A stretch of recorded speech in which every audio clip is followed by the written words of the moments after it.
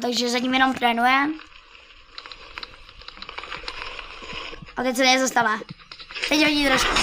Jo, to jsem čekal. Tohle půjde rozhodně na šortík. To by vás mohlo zajímat. Jo. No.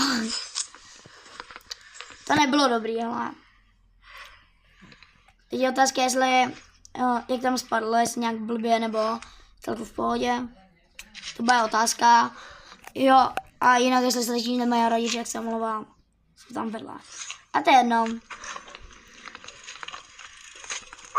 Dmitrik to tady bere.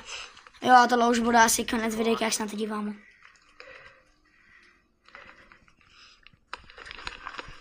Ještě děkuji za vaše zhlédnutí. Já taky moc děkuji za vaše zhlédnutí. A taky jestli chcete další videjko na tomhle kanálu, tak můžete dát like a odběr. Ale samozřejmě nemusíte a můžete dát rozhodně i Dmitrikovi, protože já tady dělám tu reakci na něj, no. Takže za mě to bylo dobré a u dalšího videjka.